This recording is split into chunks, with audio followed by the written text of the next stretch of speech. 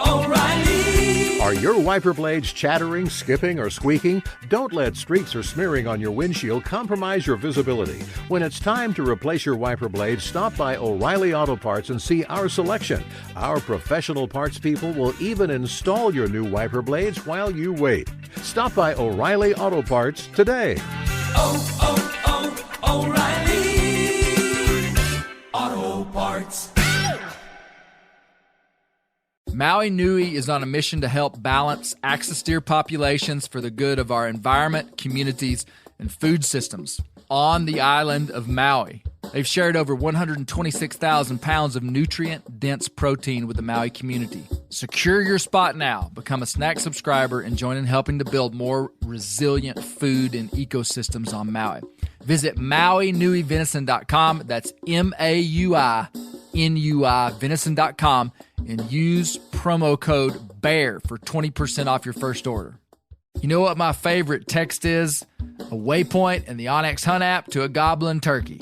The list on the onX Hunt app features for chasing turkeys is long, but knowing exact public and private boundaries and land ownership details will help you find more places to hunt, whether that's on public or private. I'll be toting the Hunt app through the spring woods in a few states this year, and I recommend you do the same if you want more turkeys on your table. Also, onX has a special offer for you. Use code BEARGREASE to receive 20% off your membership at onxmaps.com/hunt this spring.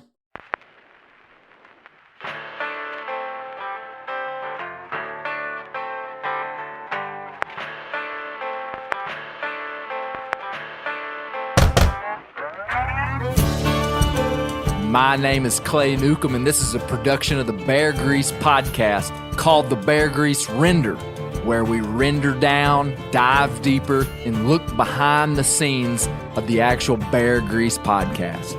Presented by FHF Gear, American-made, purpose-built hunting and fishing gear that's designed to be as rugged as the places we explore.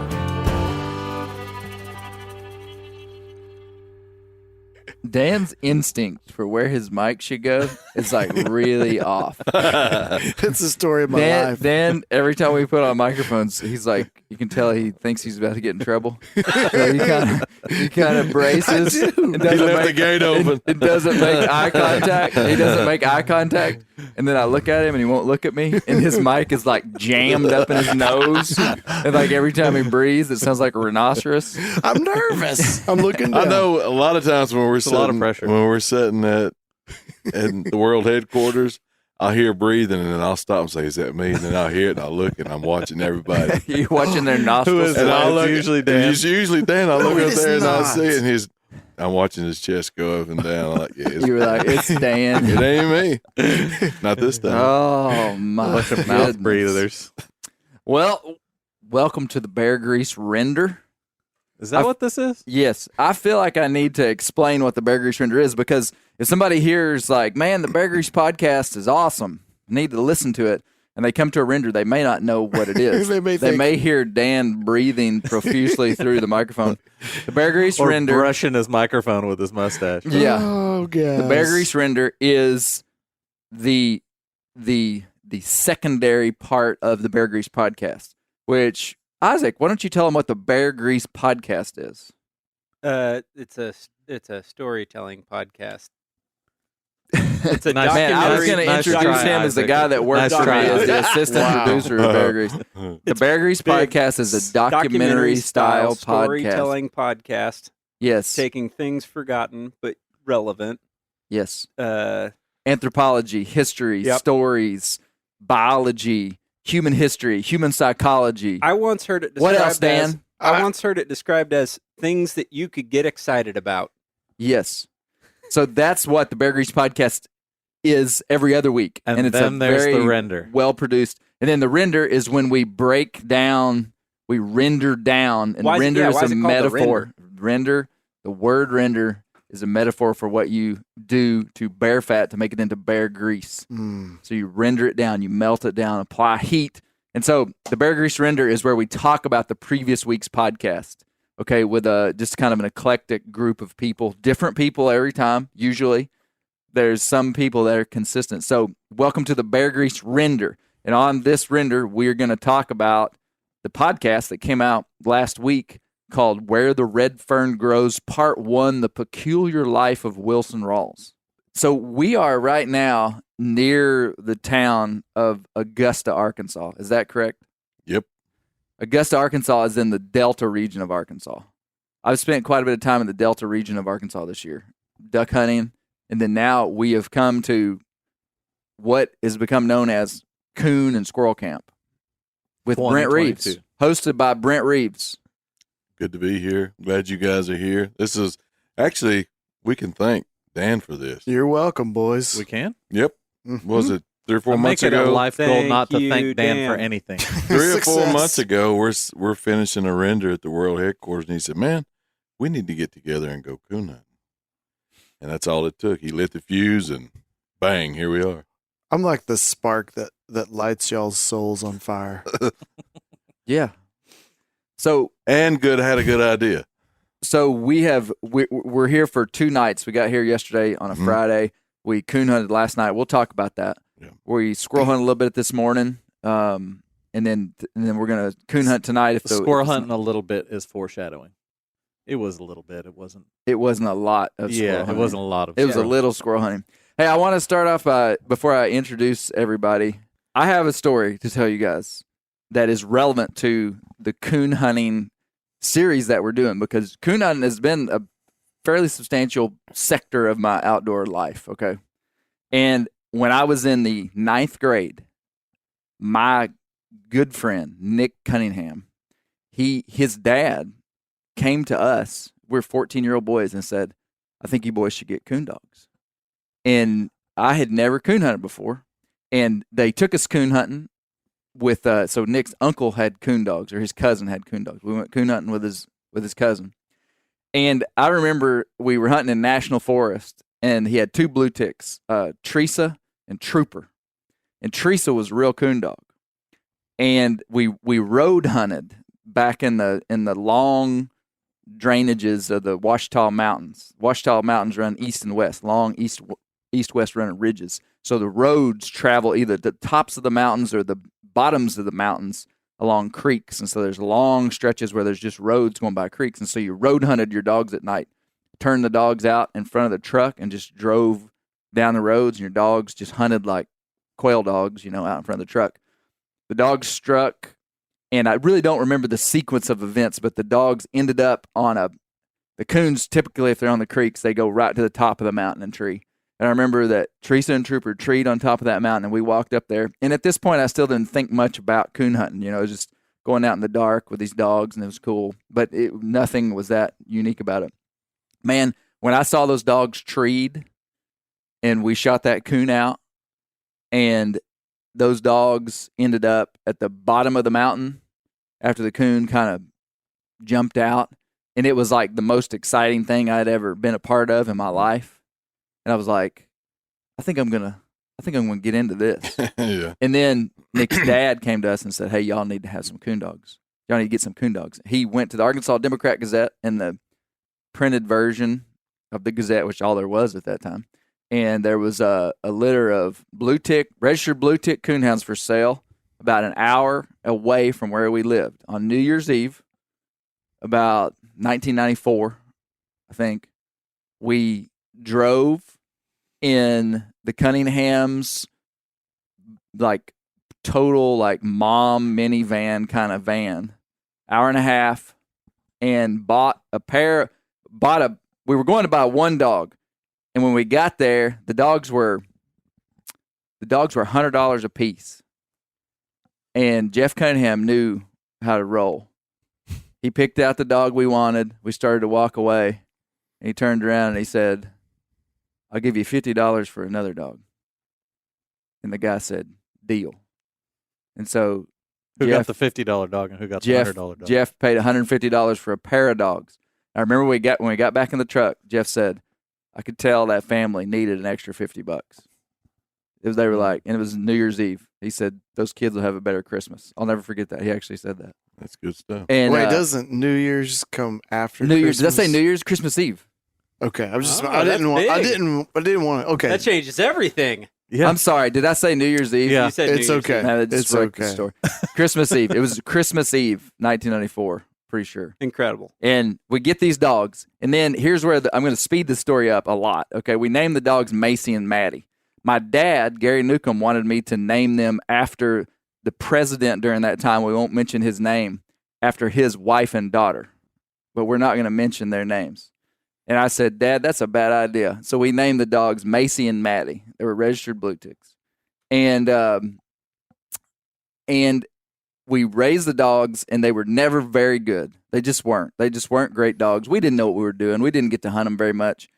And I started getting Coonhound Bloodlines magazine, and I started seeing all these big, awesome pictures of stud dogs in Coonhound Bloodlines magazine. I still have the picture that I ripped out of the magazine of East Tex Blue Thunder, who was in Center, Texas, which is a 6-hour drive from where I lived. And I was a junior in high school, and I said, Dad, I need to go to Center, Texas. I'm buying a pup out of East Tex Blue Boomer. And it was a beautiful picture. Like, I ought to find it and put it on Instagram. Gary Newcomb and I, this dad was a good dad. He was like, okay, I'll drive with you down to Texas. We drive to Texas, pick up a pup. I name him Newcomb's Ouachita Southern Blue Thunder. It's a mouthful. And this caused a major breakup with me and Nick. Really? Why? We worked this out back in the day, but I didn't handle it right. Like, I owe Nick an apology, which I apologize to him, but I'll do it again publicly. I wanted to get out of our pair of dogs. I was like, these dogs aren't for me, but we were partners. And so we got like mad at each other. He kind of got upset with me, and I was in the wrong for even just like, bring it up. And so, or like trying to get out. Like, why didn't I just Like keep you just the dogs? bailed on the dog. Yeah, I bailed on the dogs. You left him Yeah. as basically like a single parent. Are you a deadbeat dad? Exactly. And that's why I want to officially apologize to Nick. And so I remember, like, I talked it over with him, and anyway, it was kind of like a big deal. And anyway, I ended up getting this dog, and I still feel bad about that. So sorry, Nick. And East Tex Blue Thunder. No, excuse me. Newcomb Southern Ouachita Blue Thunder. Never made much of a dog, but he What a name. he had a heck of a name. So you ditched your former Macy spouse and Maddie. in favor of the new shiny thing, which didn't turn out to be much anyway. Exactly. Oh man. Never saw that coming. Yeah. And then East Tex Blue, no, not East Tex, but Thunder, he incessantly barked in a dog box. Like, I could not get him to stop. And we didn't have electronics back then. And so anyway, we, he just like, pretty much if he went hunting, he was going to be barking the entire time he was in the box. Hey. I couldn't get him to stop. I mean, I tried every trick in the book, couldn't get him to stop. And anyway, I said all that to say that Nick and I, when we hunted together with our dogs, we had two kind of infamous coon hunting run-ins that we talk about to this day. The first one was we were driving his dad's old truck called the Gray Ghost, and we were hunting out in the National Forest, and we were sophomores, so we would have been like 16. We drove out. We got 9 miles away from our camp, and the transmission went out on the truck. And there were no cell phones, no nothing, just like back in the night. You didn't have cell phones, you had no communication. You're just walking out, But we found out that the truck would drive in reverse. I'm dead serious. It would not drive forward, but it would drive in reverse. And we drove 9 miles back to camp in reverse. We took turns because our necks hurt. That's the reason you got that automatic paw or automatic turn on your neck. Okay, I know I'm hogging I'm doing a monologue here, but I just couldn't help it. And so the second thing that happened was one night after we played a basketball game. It was late at night. I mean, we got done with the basketball game like at 10 o'clock, and it was late in the winter. It was after the first year, so it was in January, February. We jumped in Nick's dad's truck. Nick's dad's a great man. Still is. Good guy. And he had an extended cab, long bed, full-size Chevrolet pickup. I mean, the thing was like 18 feet long. Yeah. Two-wheel drive. Yeah. We went out in National Forest and went on a section of road that's pretty remote that goes from one community to another community, but it's basically like a one-lane road for about 6 or 7 miles. And we're road hunting the dogs, and we decide, the dogs get away from us, and we don't know where they're at, and we decide we need to turn around. Well, we decide we can just turn around right here in the road because we couldn't find a place to turn around. And so we start doing like the 14-point turn in the middle of this basically one-lane road with an 18-foot truck. And the truck just absolutely gets wedged in between the two banks of the road. I mean, like the bumper is up on the bank in the front and the bumper is up on the bank in the front and back. And I mean, just like all of a sudden it's just like we are stuck bad. We're going to have to eat Old Thunder. Yeah. And so we were still hunting Macy and Maddie at this time. This was pre. Okay. Pre-bear. This is before you walked out on them. Yeah. And so we're right in the dead middle of this road. So we could walk either way, but we feel like the closest way to walk is to walk, to the east is what it would have been. And it's several miles to a little community, a little rural community. And we knew that one of our English teachers lived in that community. His name was Mr. McMasters. And so we just take off walking. Was the plan to just walk through town in the middle of the night calling for Mr. McMasters? No, it's not a town. It's like a community, meaning there's like 4 houses, like surrounded by national forest. So you got a 1 in 4 shot that we just knew that Mr. McMasters lived in that community. You're either going to get Mr. McMasters or you're going to get shot. Yeah. And so we walk, and I don't know how long it took us, but, several miles through the dark. And we get to Mr. McMasters' house around 1 a.m. And he was our 9th grade English teacher. And he was just like the nicest man in the world. And so, we were nervous to knock on the door. And we were, I remember it was like, who's going to knock? You or me? And I'm like, you're going to knock. He's like, going to kill us both. And so anyway, we go up to the door, knock, and we hear rustling around. And, we knock louder and we hear more rustling. And we hear Mr. McMaster's wife say, who's there? And we go, it's Nick and Clay from school. Our truck's stuck. We need some help. And she just goes, okay. And the next thing we know, Mr. McMaster's just like springs out of the door, like fully dressed. Hey, boys, what are y'all doing? Oh, it's great to see you, boys. What are y'all up to? And we're like, we got our truck stuck. And he's like, oh, no problem. I got my 4-wheel drive. We'll just go in there and get it out. And so Mr. McMasters drives back in there, gets us unstuck at 1 a.m. And then we drive home, get home at 4 a.m. I remember that. And anyway, that was the story. Did you find the dogs? We got the dogs. They met us on the road on the way to McMaster's house. Okay. So the dogs were with us when we went back. So we had to load the dogs up in Mr. McMaster's truck to get back. Did he get it, or did you have to that book, Where the Red Fern Grows? We were doing that. Oh, man. He was an English teacher. I know. He for sure would have known about Where the Red Fern Grows. That feels like a missed opportunity. Yeah. Can you get him on the second part? I wrote a poem about coon hunting when I was in the 9th grade in his class, and I still remember a phrase of it. I'll tell it to you later. Hey, we have 2 sort of guests. Today, we have Michael Rosamond with us. So this is the part where we're going to introduce guests. Michael Rosamond. Hello. Man, good to see you. Good to see you. Good to be here. Michael's a coon hunter. Michael's a friend of Brent Reaves. And so we got Daniel Roop, Josh Spillmaker, Present. Brent Reaves, Jake. Isaac Neal. Uh-huh. We'll get back to Michael. Isaac, did y'all know Isaac works with Meat Eater now? Is that an appropriate way to say that? I don't know. I mean, I it's don't know. true. Yeah. It's a true story. Yeah. Isaac is helping me a lot with bear grease right now. He's come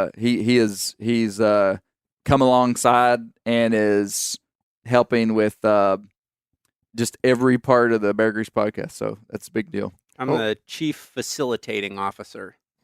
Yep. CFO. I like Yep. it. Quite a title. Facilitating whatever. Maybe you can Yep. clean this mess up. Yeah. Yeah. So Isaac is a photographer, videographer, lives in Springfield, Missouri. An all-around good guy. So they Yeah, they I brought received in a fixer, is what they did. Yeah. Yeah. They were like, Isaac, go in there, Yeah. Fix it. fix it. Fix it. So Michael is a lifelong coon hunter, Yes. and you have a light company called Sunspot Lights. Yes. That's how I know you. Right. Yeah. Brent, tell us about Sunspot Lights. Because you're going to be better at it than me. They help you see in the dark. Man, they really are. Here's how I got introduced to it. My buddy Rex, who's painfully obvious and absent from this, but he's on his way up here. He's going to be here in time to help us eat fish here later on. Good. But he was wearing one when we started hunting, and you know, Rex and I met. He drove up in my yard, pulled up in the yard one day. I was out there cleaning out my dog box. He wanted to know what kind of dog I had. You know, people didn't live in my part of the country. They either duck hunt or they either got labs or coon dogs, one or the other. Mm-hmm. And turns out it's right after I first got Waylon, and he's an old coon hunter, and we became friends. And he was wearing a Sunspot Light, and he said, I need to introduce you to Michael, my friend that lives up at McCrae. I thought, McCrae, that's just right up the road. He's like, yeah, he makes these lights, and we started hunting together and became friends. And it's a good quality product made right here in the old US of A, Yeah. right in the old backyard. Well, listen. I go up and watch Michael work. He does. He doesn't help, though. I sat in He there doesn't help? and No. watch. My wife likes him for some reason, though. So She lets me. She in lets there. him. Suspicious. yeah, She he sits allows on me. that side of the room with her too. Yeah. She's the boss. He's been trained to manipulate people. Always sit with the boss. Now I got I'm some. still not entirely convinced Brent isn't undercover. Always in the He yeah. A is. double undercover agent.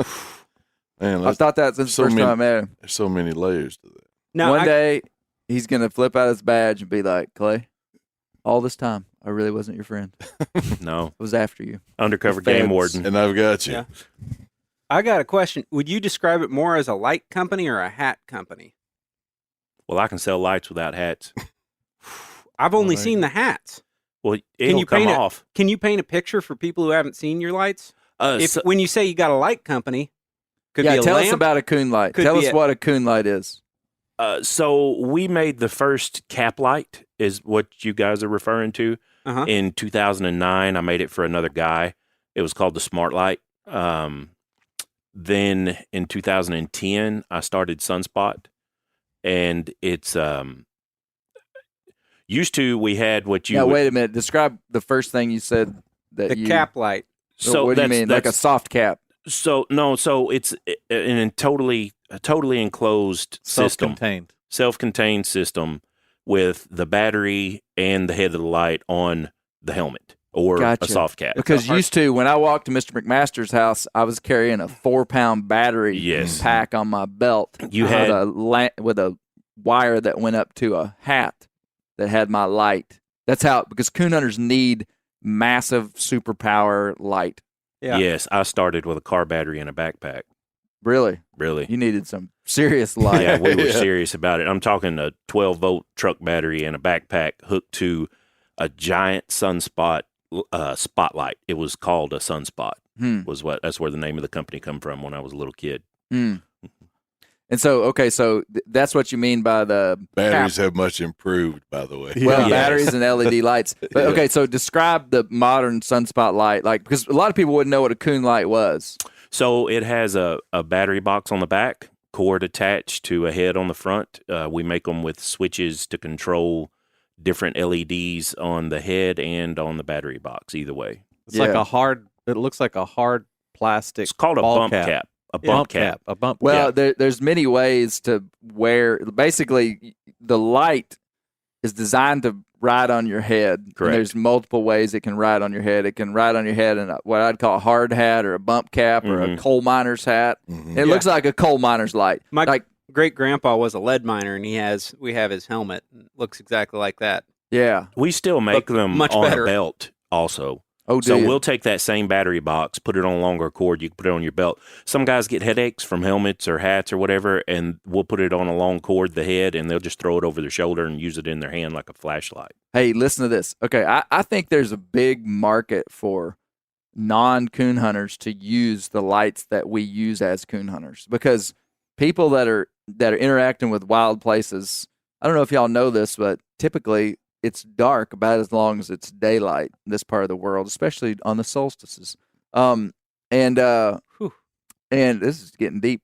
But if you're hunting, you have to interact with nighttime. Mm-hmm. You're a whitetail deer hunter, you're walking in the stand before daylight, you're tracking deer in the dark. Yep. If you're like me, I wear my light every single day, feeding my dogs, messing with my mules at night. I mean, really, every single day I put on my coon light and use it.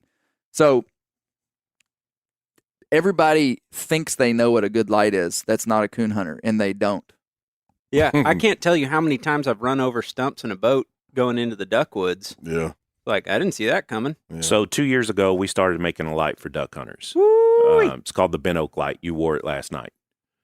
Mm-hmm. So that light on the headband, I didn't know if you knew that or not. I made that one also. That's awesome. So I own all of Sunspot, and I have a partner on Ben Oak. That's awesome. awesome. So it's two brands lights. I want to get into the specifics of it, but let me tell this. I was at a camp. I won't name any names, Rustin Johnson, but Rustin Johnson.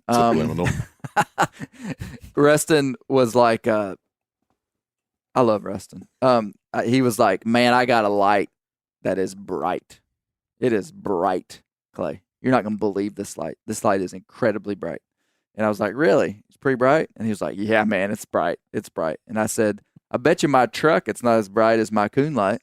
And he was like, yeah, oh, whatever. And I was like, let's go outside right now. I was in the dark. And he turned on his light, and then I turned on my Sunspot light. And it was a light they had made for hog hunting or something. Yeah. And it was just, it was a bright light, no doubt. But it was like night and day. And I was just like, bros, you don't know what you're talking about when you talk about lights until you talk to a coon hunter. So, like, I'd like to circle back on that. First experience coon hunting last night, it became immediately apparent why you need a bright light. But can you describe that to somebody who hasn't been? What do you mean? Why we need one? Yeah. Well, I mean, it's just highly specific. You get to the tree, you're looking for a tiny object way up in a tree that looks like a tree branch, is camouflaged like a tree branch, and you're just trying to catch the smallest glimpse of him or whatever, 30 or 40 feet up. Yeah. Yeah, I mean, you're just like you're participating in a hunting practice that takes place 100% at night. Mm-hmm. And, you might as well just be able to just light the world up. Mm-hmm. But what these coon lights have, like Michael makes, is they have multiple variables. So, like, you can turn on a walking light, which is like in the click, a very easy click of a twist of a knob. It goes to a walking light, which is a really wide, soft light that is made for walking out of the woods, and it uses less battery. How long will your typical light run with just the walking light running? Like, how long? So we give burn times, and I would tell you that I would say 15 hours on the walk light, but that's how long it'll be bright. It'll start dimming after that. It'll probably burn 20 to 22 before it goes out. Okay, so 22. Think about if you left a flashlight on at your house for 22 hours. I mean, it would burn out. This light off a single charge would run 22 hours. You could walk out of the woods if you just left it. If you left it on and went to bed and you woke up, it would still be bright. Yeah. Now, the full beam, when you turn it on to spotlight, now that, you're not using that all the time. So you don't need that full power. But what would be the burn time on, like, full high beam? Same thing. We advertise 7 at full power. It starts to dim after that, and it'll go about 12 before it's dead. I mean, that's incredible. So I take my coon lights on backcountry hunts. Like, when I go way back in the mountains in Montana and I see guys carrying in little headlamps, that they can see their toes in their tent. And I'm like, that's the only thing you got to get out of here if we have to get out of here in the middle of the night? And they're like, yeah. And I'm like, you're not as smart as you look. And I'm like, look at this. And I step out of the tent. And you burn a hole through the Nemo. Yeah. I think the thing for those of us that are not adept coon hunters that have the trained eye to find them and in the tree. The thing I like about it is the model that some of you guys had on last night has a laser pointer on it. Oh, Yes, we And- started putting a laser on them a few years ago. Because I'm like, where is it? Where is it? Where is it? And they're like, right here, click and put a spot. That's a really neat feature. On the light, you click a single button and it puts a green laser out so you can point out stuff from a long distance. You can be like, he's right there. Beep. So, no, I'm a big fan of Coon Lights. And really, I mean, for this isn't a sales pitch for Sunspot. I mean, but I just love them. Use them all the time. It's a great light. And, And so there are a lot of companies that make Coon Lights, you know. Oh, several of them. I mean, there's a lot of, and a lot of them are good. There's a lot of good companies. There's a lot of great lights. Yeah, there's a lot of great lights. Well, okay, let's talk about our hunt last night before we go down any further. We went coon hunting last night, and we're down in the Delta. There's a lot more raccoons down here than in the mountains. I've been telling you that. And a lot of water. A lot of water. Yeah, a lot more water to wade in. So we cut loose. The sequence of a coon hunt would be you go out, typically right at dark. Mhm. We were out a little bit later last night because we didn't get here, but typically right at dark. And we were hunting 4 dogs, 2 walker dogs and 2 of my plots. So we turned all 4 dogs loose at the same time in an area that we believed there to be raccoons close by. Yep. And that understanding would just come from years of hunting, and it's not rocket science. There's a lot of coons on the landscape, but coons like water, coons like hardwood timber in the winter because a lot of acorns and different things still on the ground that they're eating. And so, you guys just knew, hey, this block of hardwood timber by the river is going to have coons. Well, we actually cut loose there last night because it had the least chance for us drowning. Yeah. A lot of water. And would you say the conditions were just about perfect for a hunt? That was the worst conditions. Absolutely not. Hey, if y'all hadn't been coming, We wouldn't have went. I'd have been kicked up in front of the fireplace at the house. Exactly. So Michael brought it up. We did a meat eater film deal last February, like with Snow Ice Mageddon in Arkansas. Yeah. And we were out there with Michael Lanier. We're on mules, squirrel hunting in the snow, going to go coon hunting that night. And I turned to Michael. We weren't treating any squirrels. And I said, Michael, we were kind of at a moment when there was a decision of like what we were going to do, which way we were going to go.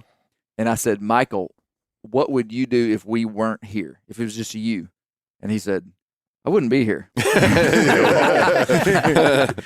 And I was like, great point. Let's say you were here and you were just by yourself. Yeah. No, so yeah, it was tough conditions last night. Yeah, ice on the ground, and It was we had 25 degrees? Yeah, it was cold. I think it was 27 when we cut loose. It was 25 before we got done. And it was normally, Michael will tell you, normally it gets below freezing. The coons down here, they just don't stir much. Now, the thing we got going for us was this is probably the peak of the rut and of the coon rut. Mm-hmm. And because of the ice on Wednesday and that being Friday, they've been denned up, not going anywhere because of how cold it is for about 3 days. So they can only stay in the den so long. They're going to have to get out a little bit.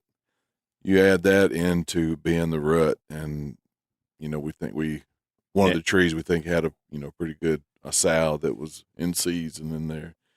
And that kind of was like the perfect storm in terrible conditions, and we were able to make some trees last night and look at some coons. Yeah, we treed 5 coons last night. Mhm. Saw 5 coons, didn't we? Mhm. Yeah. Yeah. We actually we made more trees and saw coons than we did den trees, is what I figured we all thought we would do. Honestly, I figured we'd make dens and slicks. We'll make den trees, and I figured we'd make not the be able to slicks see because one. the walkers, but I feel Oh. like you need to do a whole series There he on goes. That's a low blow. Don't start. disambiguating I'll the make him language cry. of coon hunting. yeah, You're talk talking to me. about- Talk to me. Dens, slicks, trees. Clay would probably have a better handle on the slick tree.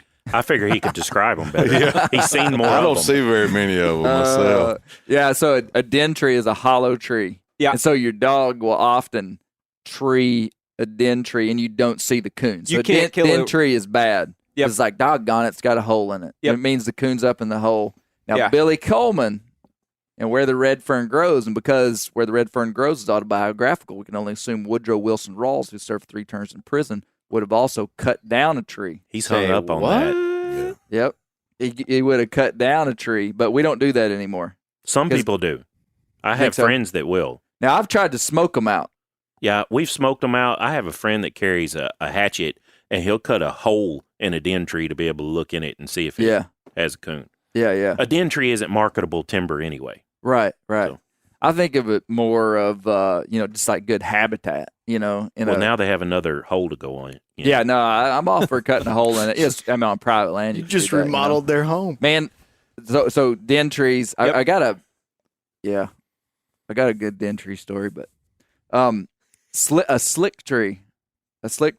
Well, first of all, okay, if we're talking about coon hunters, we got to talk about how den trees are often often dogs will tree on den trees, and we all know that there's probably not a coon in there. Often dogs that are no good do that. It's true. Yeah. It's true. So you go to a den tree, and it's kind of like, did your dog go backwards on this track? Because like a coon could come out of a tree, out of a den, and leave, and then your dog's hit the trail wrong, go to the den tree, smell a bunch of coon scent, and be like treeing. Yeah. So it's always really nice. Like last night happened twice where we were able to look in a hole and see a coon in den tree, which was pretty good. So that's kind of the den tree thing. So when you it's like, oh, it's a den tree, you're kind of like, okay. How many den trees your dog tree on all the time? Yeah. Okay, slick trees. And you heard me give a sucker punch to these two guys a minute ago, and then they sucker punched me back. See, there's stuff going on that normal people don't even know what's happening. Yeah, coon hunting, politicking. Yeah, big time.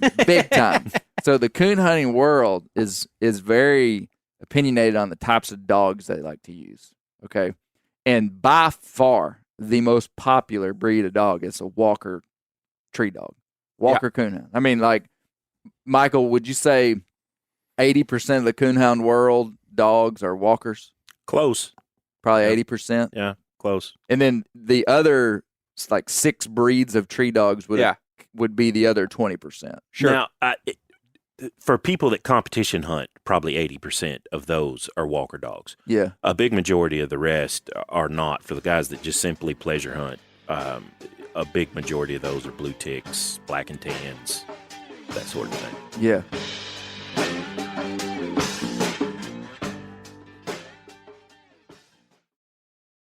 O'Reilly Auto Parts are in the business of keeping your car on the road. O'Reilly Auto Parts offer friendly, helpful service and the parts knowledge you need for all your maintenance and repairs. I don't know if you stopped in at an O'Reilly lately, but I use one because we have one right not too far from my house. People there are super helpful. I don't care if I'm getting boat batteries, car parts, whatever. Love those guys. They got thousands of parts and accessories in stock, either in-store or online, so you don't have to worry if you're in a jam. The team at O'Reilly Auto Parts can test your battery for free, in or out of your car. If it needs to be replaced, they'll help you find just the right battery for your vehicle. If you need your windshield wipers replaced, a brake light fixed, quick service, they'll help you find the right part or point you to the nearest local repair shop for help. Whether you are a car aficionado or an auto novice, you will find the employees at O'Reilly Auto Parts to be knowledgeable, helpful, and best of all, friendly. The professional parts people at O'Reilly Auto Parts are your one-stop shop for all things do-it-yourself auto.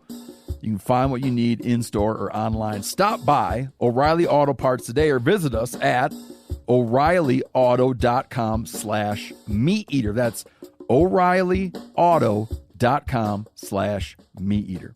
Whitetail Institute launched the food plot revolution in 1988 with a concentration on research and real-world testing of forage products specifically for whitetail deer. Whitetail Institute's research and development team of agronomy experts provide effective, personalized service. I've been using Imperial whitetail clover for a long time in a food plot back behind my house. In 2007, I killed the biggest buck of my life over an Imperial whitetail clover small quarter-acre food plot. Imperial whitetail clover is the only clover scientifically developed through years of selective breeding. Clover extreme genetic stability provides extreme cold tolerance, disease, and drought tolerance. It really does. Clover is coated with Whitetail Institute's Rain Bond, a polymer coating added for enhanced seedling survivability.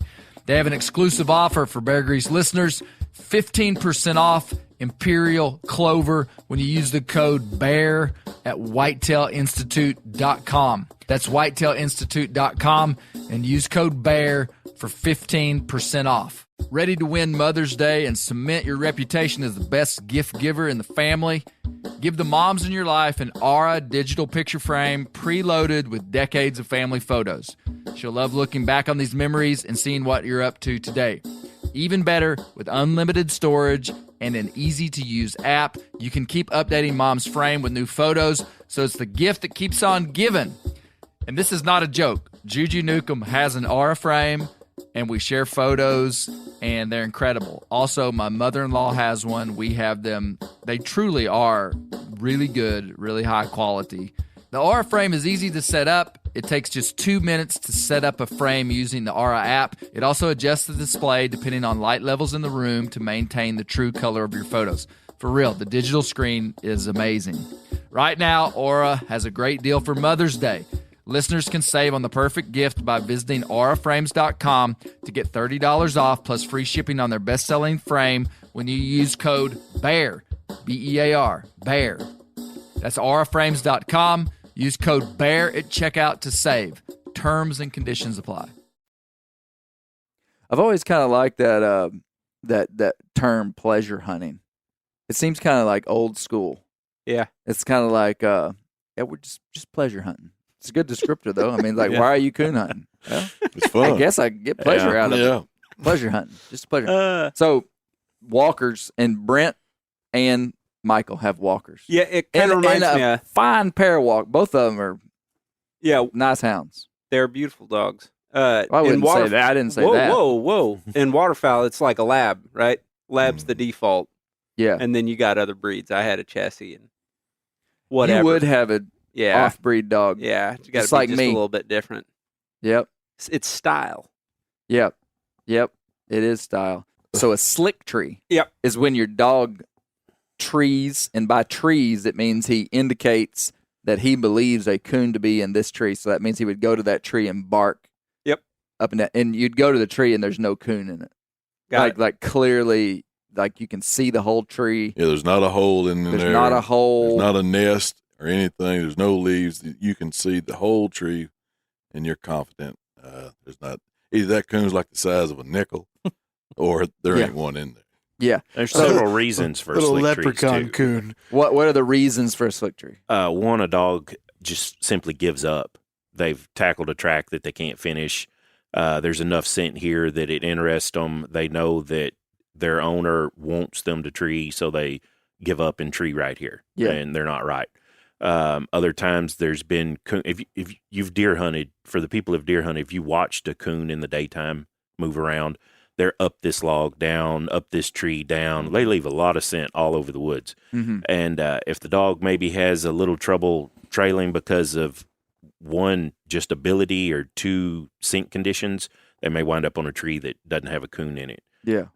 There are dogs that will grab a tree because another dog comes in and trails too close to them, and out of pure competition, just grab a tree. There's several reasons to slick tree. And see, the whole idea of a dog treeing, too, is it's bred into them to want to bark at the base of a tree based upon the scent of the game that they're running. Like that, a tree dog or a tree hound is a specially bred dog. Like, what's so interesting is that doesn't work out in nature. That is a human-specific thing bred into them. Yeah. Because if a wolf trees a squirrel and stays under there for 8 hours barking at that squirrel, like, he's gonna die. This is a human influenced breeding of these dogs. And so the end goal, the finish for that dog is to tree. And so that's why, like, he might tree if he gives up. Like, he's like, okay, I got to finish this track. Well, I'm just going to tree. Or he knows that he gets praise from his owner when he trees, and so he'll tree. That's probably the number one problem, is people not quite understanding what they're doing when they're training a pup. You seen me last night petting Heck when he treed. Yeah. Well, if you do that too much for a dog that doesn't completely understand what's going on, well, he thinks, well, I'm going to go out here and tree and get petted. So here I go, come pet me. Yeah. So yeah. You also got variations of that. You know, dogs are like people. They got different personalities, and they accept praise and punishment different ways.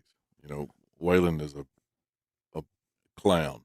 I think I could beat him with a 2x4 for doing. Not that I've ever laid a hand on him, but I could do that, and the next minute he's like, "Okay, that was fun. Let's go do something else." And some dogs you can look at and get on to them verbally, and they're done for the evening. Yeah. You know, they just cower down. So a lot of it has to do with being able to recognize the personality of a dog and how you can talk to them. Yeah, I just like to look at the dog and say, that was adequate. Your dog's just to get all the validation they need. That was adequate. You're performing to par. You know, how long have I hunted with Waylon? Going on, over 2 years. Yeah, a little over 2 years. All right. He's the most accurate dog I've ever seen.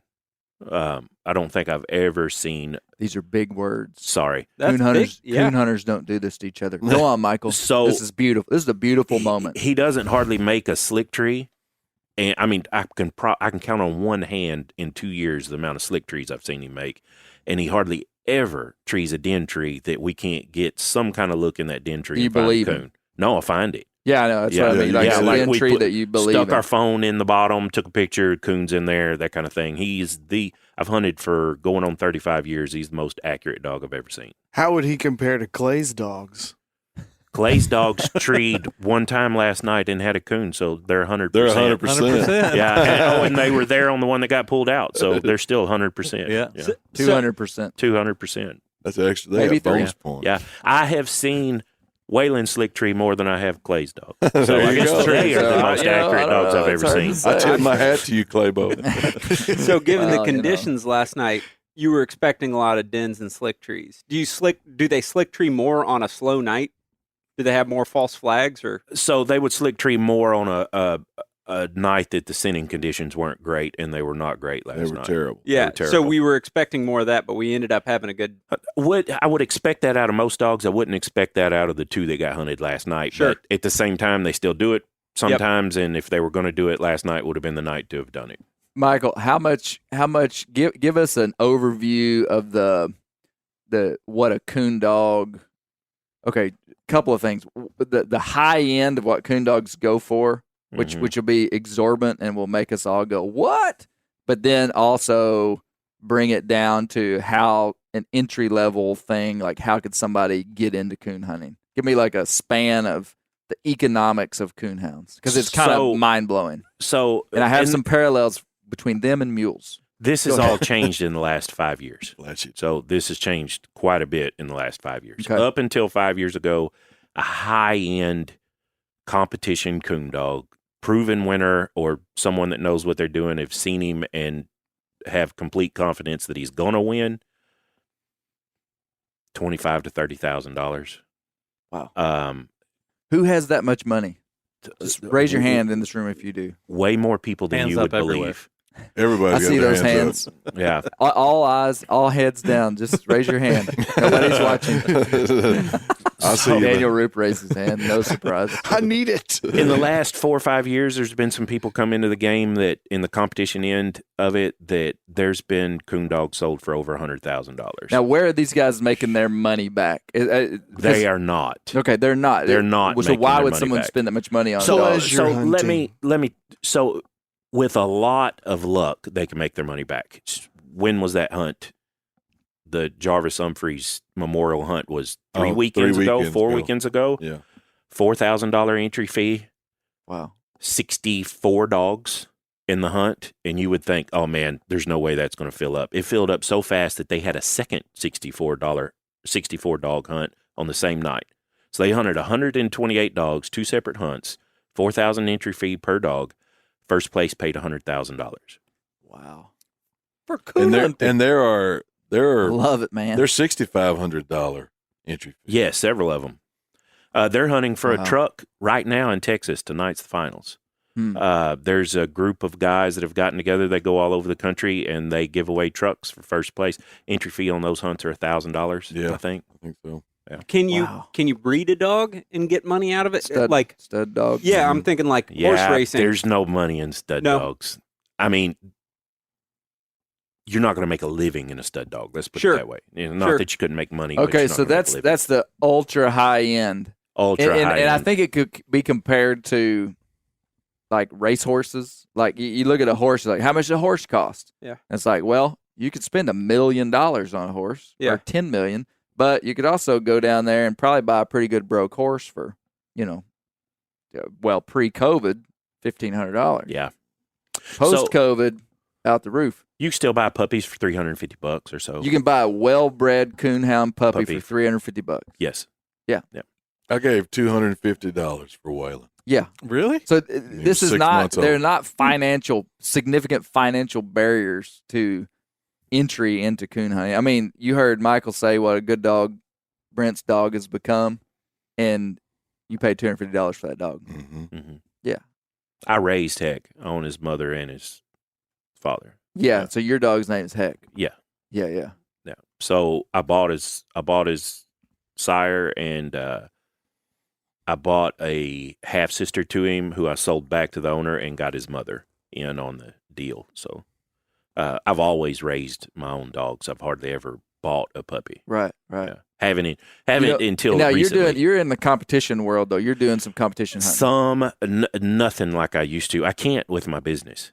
Yeah. So I can't go out here and it's a competition. There's Beat people and make people mad at you. Well, it gets heated every once in a while. So And Michael only does the $6,500 entry. So there's not that many. Yeah, Mhm. yeah. So you're in a sport where most of it is judged with what you hear is going on. So it's easy to have a miscommunication with someone else about what's going on, or just a complete disagreement on what's happening. Yeah. So I hear what's going on and you hear what's going on. That doesn't mean that we have the same opinion of what's going on. Yeah. So you're basically doing the same thing at a competition hunt. And I can't go out there and sell all these guys Coonhunting lights and stick up for my dog in a competition hunt and make people mad at the same time. I hear you. So yeah, I want to I don't want to get into the details of competition hunting. We may do that later at some point, but basically on a competition coon hunt, that could go, some people might hear that and be like, wait a minute, we can't, that might go against like North American Model of Wildlife Conservation in some way, but a competition coon hunt, no raccoons die. you're not even allowed a firearm on the ground. So this is not about. Yeah. So in the movie, in the book, Where the Red Fern Grows, and this is probably the way competition coon hunt started, is it literally was who can bring back the most dead raccoons. Meat hunts.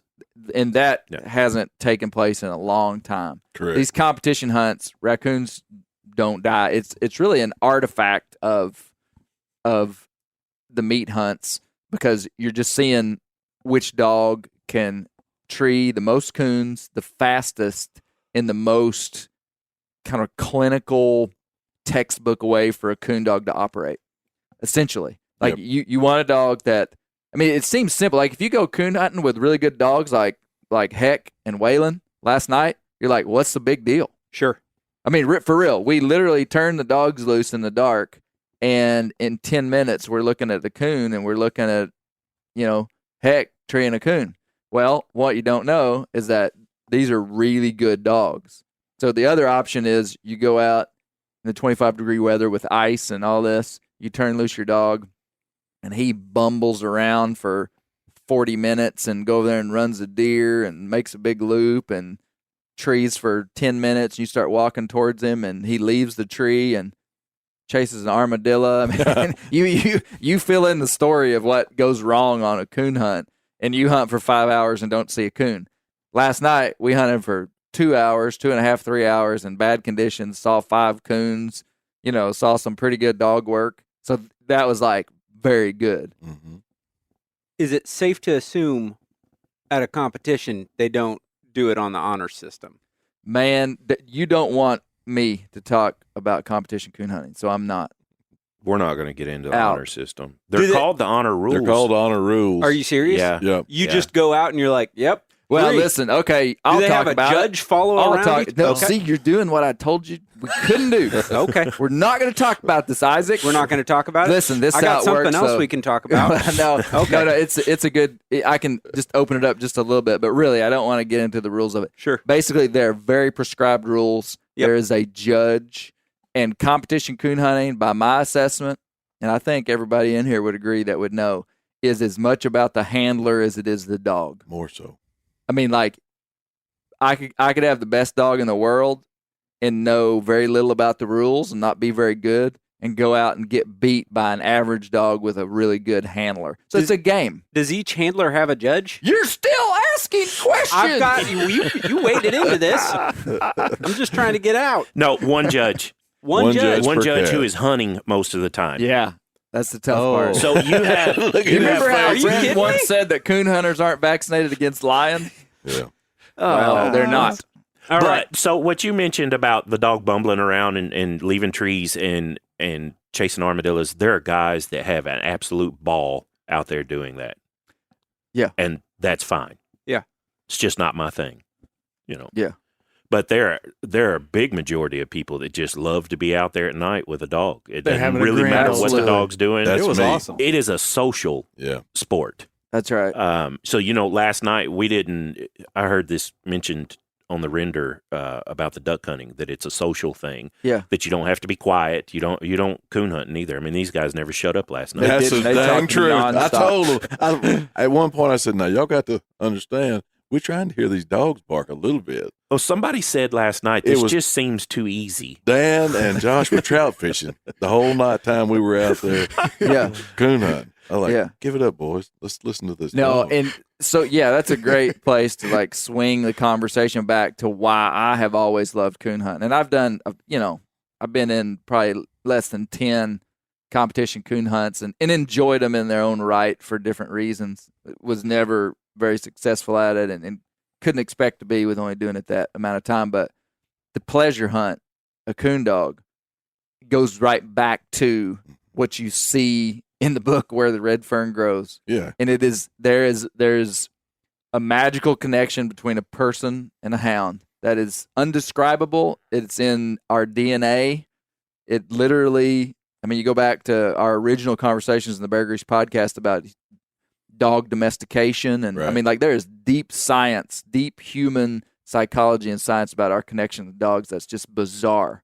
Like you just kind of wake up as a human one day, born, and you just love dogs. And you're like, well, why don't I love chipmunks? Why don't I love ostriches? Why don't I have a rhinoceros in my house? And you don't ever question why you have this incredible connection to this dog.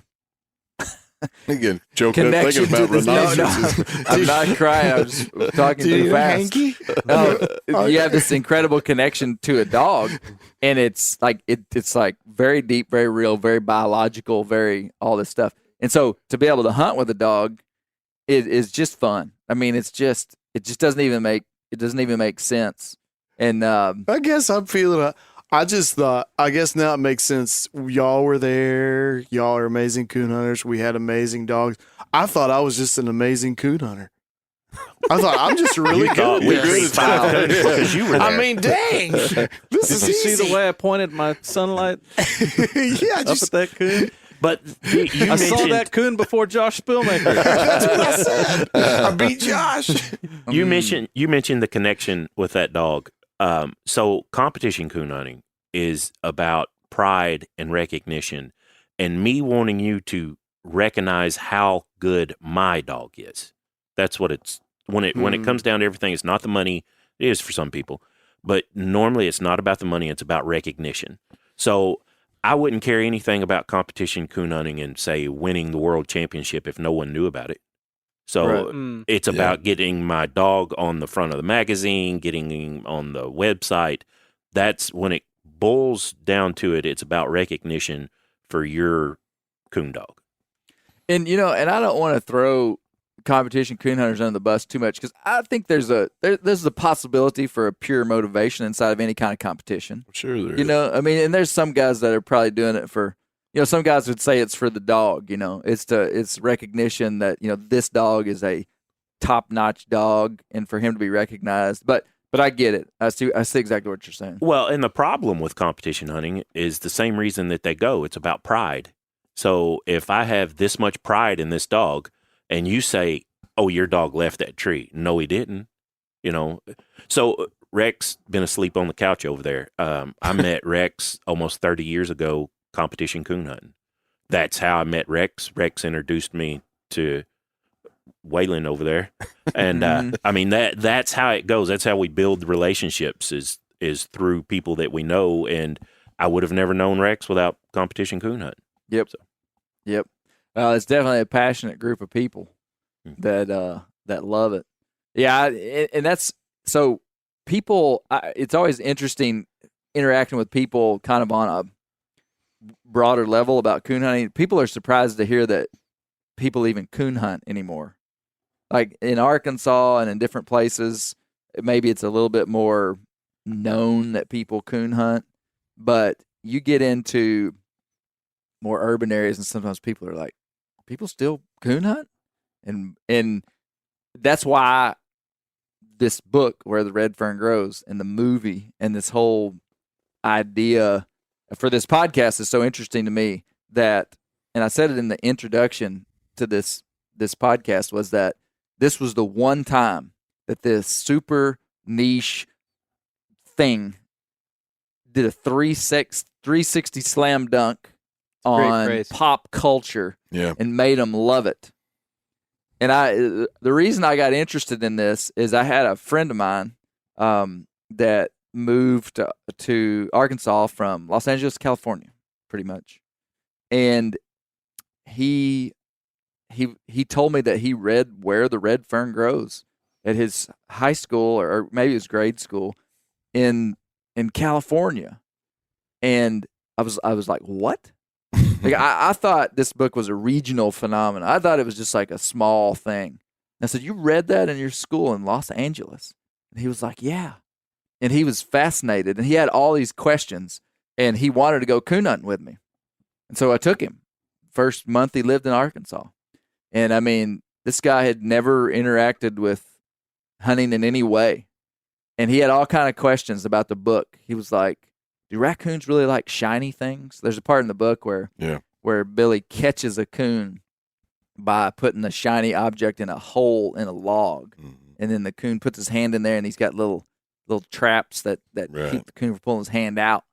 And, we talked about that and and then it happened again with another guy from California. Well, he was on the podcast, Andreas Atai from Meat Eater. He told me, he just said, man, I love that book so much.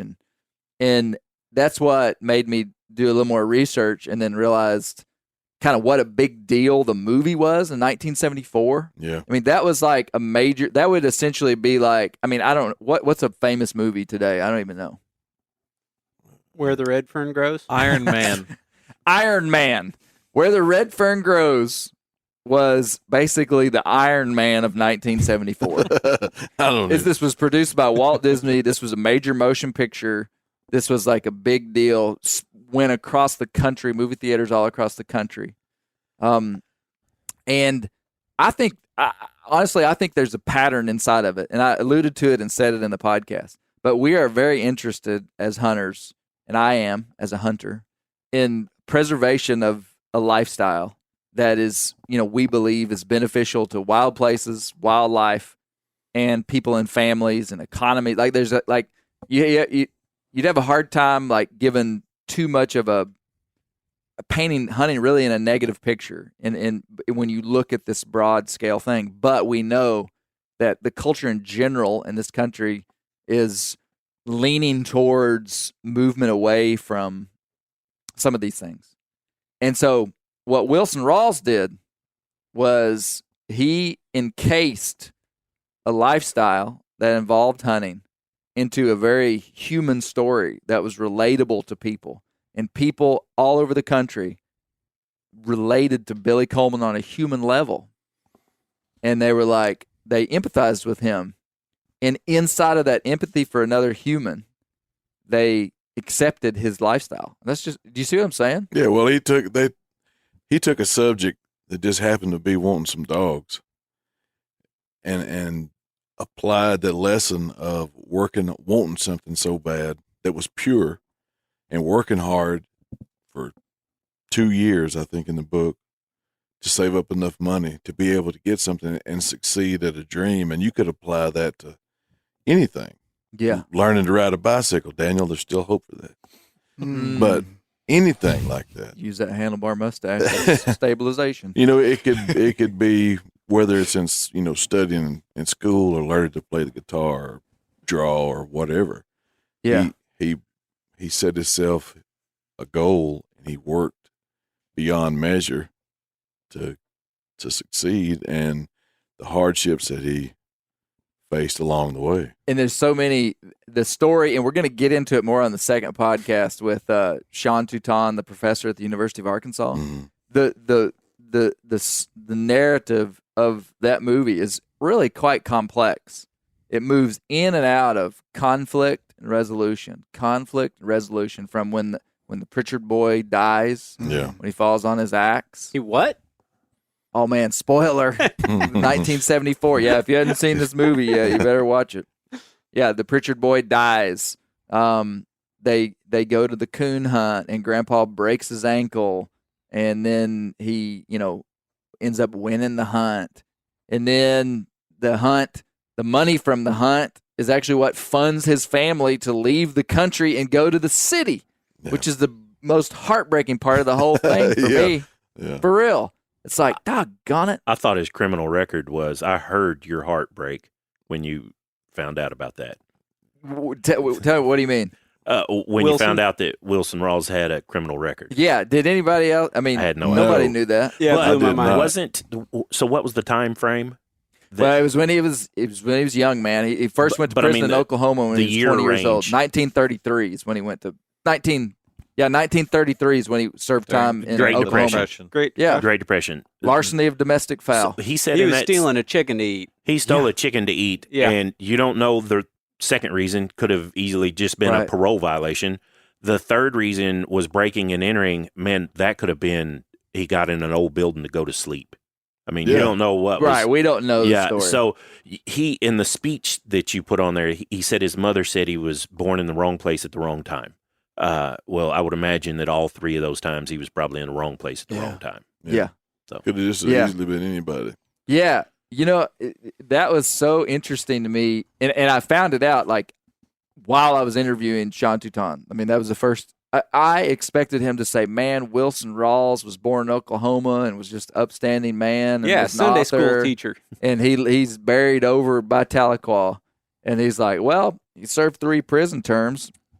And then when I went to research it, it was very difficult to find that information, to actually get hard information, which made me, and I communicated with Professor Touton, and I was like, do you know, I see this, but do you have more information? And he was like, not really. And that's when I was like, okay, we got to confirm this before. And what you wouldn't know from the podcast, and this is why the Bear Grease render is this is we're rendering it down. I called the Oklahoma Department of Corrections. They never called me back. So it was a little bit of a dramatic setup. You got the answering machine, but they never called back. They still haven't called me back.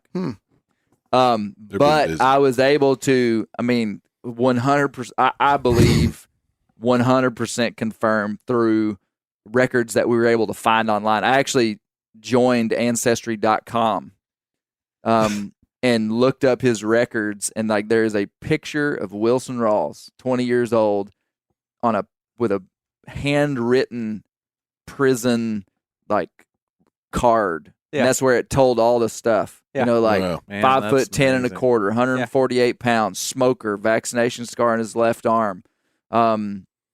It just told it all, and it was legit. That was really his record. And again, not that mattered. It's just interesting that he wrote this book that was so deep in character, and that an autobiographical book, you kind of get to go back in and write the things that you just rewrite your story kind of the way maybe you thought it should have been or wanted it to be. Or you would like to have it been. Yeah, it was just so interesting. I think the professor that you interviewed said Yeah, he was probably trying to teach young boys basically how to not be him at what he was and do the things that he did to get him in prison, whatever it was. And it kind of made me think, because I remember very clearly reading that book in school. And then, of course, I remember seeing the movie. And when the Pritchard boy dies, that really, it's like, wait a minute, I thought I was watching a Disney movie here, Right. and all of a sudden, it's like, wait, I thought we were hunting coons and somebody's dead. This is crazy. And I guess I thought, my goodness, like, what if, and there's no way to know, but, I feel like each one of us looks back on our past and there's these things that we wish we could undo or take away, like parts of ourselves that we wish would just die, and I wonder if as he was writing that story, he was kind of coming to grips with a part of who he was that it seems like died and came to an end, because eventually he was married, he had a family, he did all this talking to all these kids and overcame his kind of being ashamed of being a writer and wrote these books. Yeah.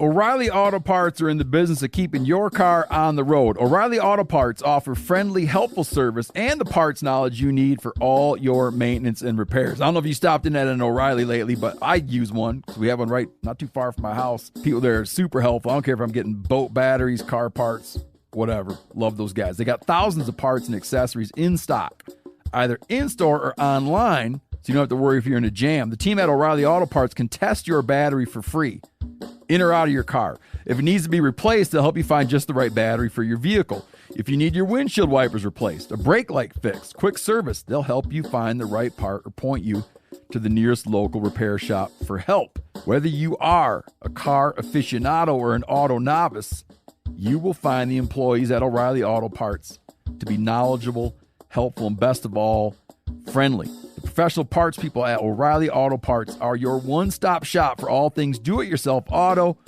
You can find what you need in-store or online. Stop by O'Reilly Auto Parts today or visit us at O'ReillyAuto.com/meateater. That's O'ReillyAuto.com/meateater. Whitetail Institute launched the food plot revolution in 1988 with a concentration on research and real-world testing of forage products specifically for whitetail deer.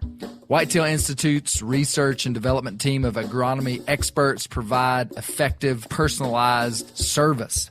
I've been using Imperial whitetail clover for a long time in a food plot back behind my house. In 2007, I killed the biggest buck of my life over an Imperial whitetail clover small quarter-acre food plot. Imperial whitetail clover is the only clover scientifically developed through years of selective breeding. Clover extreme genetic stability provides extreme cold tolerance, disease, and drought tolerance. It really does. Clover is coated with Whitetail Institute's Rain Bond, a polymer coating added for enhanced seedling survivability. They have an exclusive offer for Bear Grease listeners, 15% off Imperial Clover when you use the code BEAR at whitetailinstitute.com. That's whitetailinstitute.com and use code BEAR for 15% off. Ready to win Mother's Day and cement your reputation as the best gift giver in the family? Give the moms in your life an Aura digital picture frame preloaded with decades of family photos. She'll love looking back on these memories and seeing what you're up to today. Even better, with unlimited storage and an easy-to-use app, you can keep updating mom's frame with new photos, so it's the gift that keeps on giving. And this is not a joke. Juju Newcomb has an Aura frame, and we share photos, and they're incredible. Also, my mother-in-law has one. We have them. They truly are really good, really high quality. The Aura frame is easy to set up. It takes just 2 minutes to set up a frame using the Aura app. It also adjusts the display depending on light levels in the room to maintain the true color of your photos. For real, the digital screen is amazing. Right now, Aura has a great deal for Mother's Day. Listeners can save on the perfect gift by visiting auraframes.com to get $30 off plus free shipping on their best-selling frame when you use code BEAR, B-E-A-R, BEAR. That's auraframes.com. Use code BEAR at checkout to save. Terms and conditions apply. Yeah, I wonder if on that line the Pritchards dying, like they were. Man, he did such a great job of making you hate the Pritchards. Yeah. From the very get. I mean, I'm glad my last name's not Pritchard. I knew those kids. What's that? Yeah, I knew those. I knew several of those kids. Oh. Growing up. Yeah. But you know that book. I don't know. So it didn't influence everyone like it influenced me. I wouldn't be sitting right here, right now, without that book. So the movie. I seen the movie as a kid before I read the book. Me and my friend sitting. We would spend the summers when we got out of school. The day we got out of school, we went to his grandmother's house, and we lived in a tent on the pond of the bank, or the bank of the pond, for the entire summer. And we hunted and we fished, and that's all we did all summer long. We would go to her house once a week, whether we needed a bath or not, and take a bath.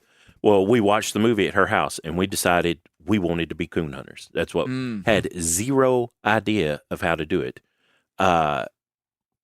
Looked in the paper, tried to find puppies for sale, didn't have a ride to go get anything, went to work at the sawmill that was down the road and saved up our money to get dogs for both of us. Before we did that, we're sitting out on the front porch, and there is a blue tick coonhound walked across the front yard in front of us. No collar on.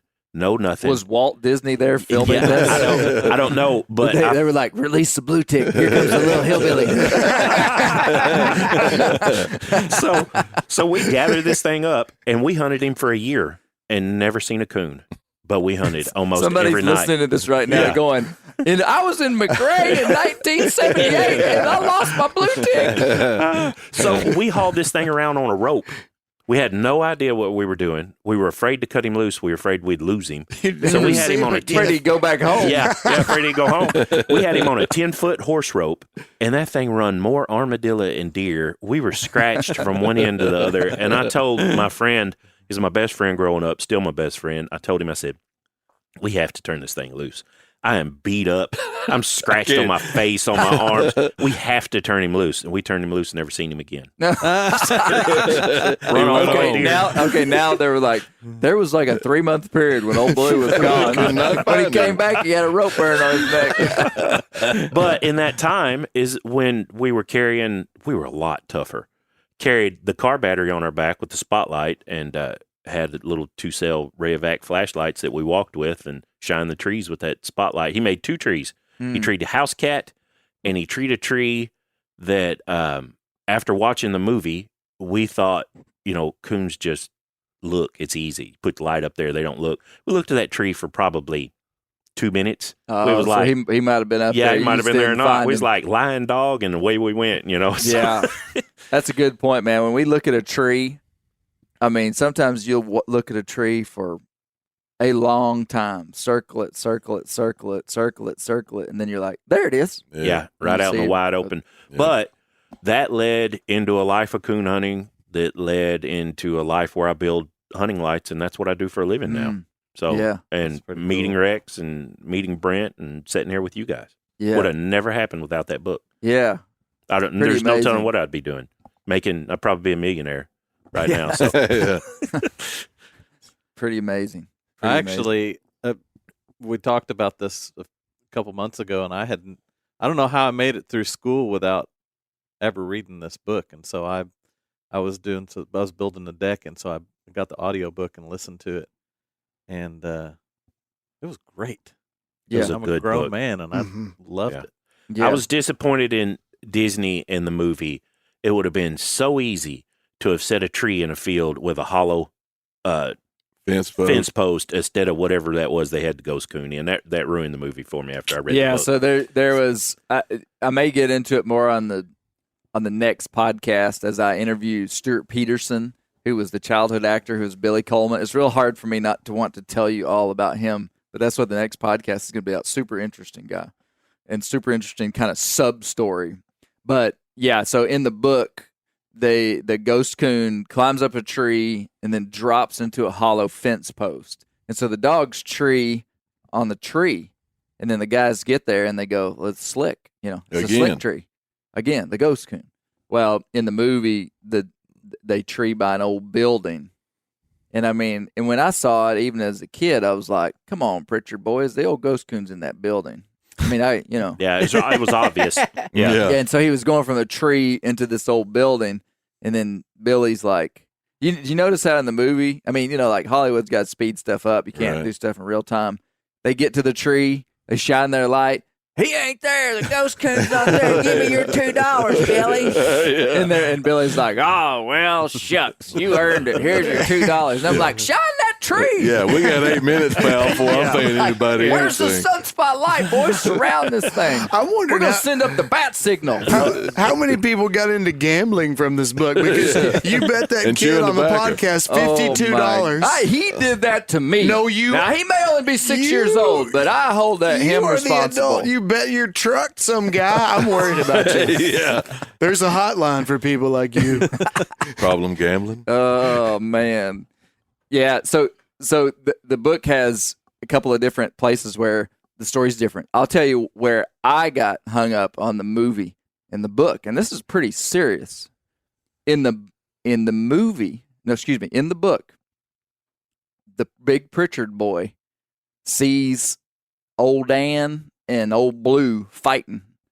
And Pritchard goes, I'm going to kill that red bone. And he grabs Billy's axe and takes off running to go kill Billy's dog. And he falls on the axe. He trips him. Which is, nope. He reached out and grabbed his leg. I watched the movie. You fell right into my trap. Exactly. In the book, he didn't do that. No, That's he didn't. right. No. That's what I'm saying. That's my point. Yeah. So in the book, he runs and he trips and falls on the axe, which I always thought it was an unlikely accident. I mean, probably set up by like a Southern mother influence. Southern mothers are always very fearful You're going to of trip. highly unlikely Impale things. yourself on that axe. Do And not I'm run like, with Mom, this scissors. axe, you couldn't hardly cut a piece No. of wood with this. What are the odds that And- it's sticking straight up when I fall down? Yeah, it's 100%. So in the book, Billy has nothing to do with the death. Mm-mm. In the movie, Billy Coleman reaches out and trips him and he Right. falls on the Yeah. axe. Billy Coleman to go to Involuntary prison. manslaughter, boys. I'm not a lawyer. Yeah. But when You I got some saw that, problems. I was like, ooh, dang. I haven't seen the movie. Well, and then they go to the movie really is well done for 1974 for sure. It was. But they go to the next scene coming out of the woods after the Pritchard boy dies and you know he's dead. And in the movie, Billy tripped the boy and he falls on the axe. The next scene, the whole Coleman family is by a graveside in the rain, just pouring rain. I mean, like you just feel sorry for them. They're just standing there in the pouring rain. And you see the Pritchard family, who they were set up as this like kind of like bad family. Mhm. And Professor Teuton did a good job. He said, what's cool about literary mechanisms is you don't really know what's happening inside of you until someone tells you and you're like, exactly. But you feel terrible for the Pritchards. These like bad people, quote, bad people that had these little boys that you just hated. But then when they Just died one and you event. saw his mother and Yeah. his father and they're standing Yeah. there in the rain by this graveside, you just have empathy for them. And then the Coleman family is set back from the grave. Like they're not right up, they're not like crowding the family, but they came to pay their respects. And when they're walking back to the wagon in the pouring rain, Grandpa says to Billy, this wasn't your fault. This was just an accident. And I was like, Billy, it actually was your fault. You tripped him. And that's where Billy, you I mean, big if I'd have jerk. been walking back with my son, I'd be like, son, prison's going to be tough for you. We need to I'll get a love you lawyer. while you're there. I'm going to bake you a cake with a file in I'll it. come visit you in Tahlequah. So the biggest disappointment for me from the book to the movie was the cutting down of that tree for the first coon. Yeah. So the movie, he spent one night there cutting that tree down, and Right. the Oh, book man. he spent it was days. It was a wasn't year. It felt like a felt year like of his it. life. Multiple days. Yeah. Yeah, Yeah. but 3 or that 4 was days. his promise to those dogs to get that coon. Yeah. That was the whole thing of the Yeah. book. Yeah. Was his promise to those dogs, and he spent all that time cutting that tree down. In the they have to make it happen, so they spent one night in the movie. But Yeah. Well, and that's part of it that I never understood with Wilson Rawls is it seemed like a poor family like that would have had a gun, number one. And number two, you cut down a tree with a coon in it. Is that coon not going to hit the ground and run up another tree? Clay, could you just not ruin everything? Well, this is the thing, though. You're I'm right. asking my coon hunters They were here. poor, and bullets cost money. It didn't cost nothing for that boy to swing that axe. That's right. Right. But would it, I mean, do you think people really did that? Yeah. down So, trees? Oh, yeah. Oh, yeah. But I They mean, did. is the coon not just going to run up another tree? No, Yeah. not if you have a good kill dog. To catch him on the ground. They catch him on the ground. Yeah. So Because a dog can outrun a coon. Oh yeah, Yeah. easy. So my uncle's grandmother, uncle's side, they grew up as sharecroppers here in East Arkansas, and their dad would give them 3 or 4 shells to go squirrel hunting, and they better come back with 3 or 4 squirrels. Right. They didn't waste shells. They didn't. If you could get him out, jump him out. People used to climb trees all the time. That was the thing to do. Was to climb the tree and kick the coon out. They just didn't hardly carry a gun. Okay. So the preservation of ammunition or not Yes. having a gun, pretty realistic. I mean, I knew it could happen, but I was just like, man, it seems like even a poor family would have a gun. But now a sycamore tree the size of the one they was chopping Yeah, on I got a in that, gun. we're just going to call it good and go find another. But he made Yeah. a promise. That was That's- the point of the Yeah, book. the He made a deal promise. was Yeah. the promise that he made to the dog. And you saying that, Michael, helps me make more sense of why at the end, when the dogs die, Spoiler. he's What? done. Have you not read this book or watched this movie He's just an idiot. or even listened to the podcast? Yeah. Wait a minute. You listened to the podcast, didn't you? I'm feeling lightheaded. Some fixer. No, I mean, that helps me make sense of why at the end, when the dogs pass away, he's done. Like, it was more than I love coon hunting. He loved, loved the those dogs. dogs. He loved those Yeah. dogs. Yeah. Well, and so people, that is people, why do you want to hunt coons? I don't want to hunt coons. Coons is what my dogs hunt. I love my dogs. That's what it's about. Mm-hmm. Mm-hmm. Coons is just happened to be the game. If it was squirrels or possums or whatever, it's about dog work. Is seeing a good dog work. What I think is interesting too, and I tried to say this in the podcast, and you'll hear it more through this, but we live in such a modern time with all the technology that absolutely surrounds us and dominates our lives. And I like cultural artifacts. So a cultural artifact would be like why we like to tree a coon. It's kind of unusual. It's like, why?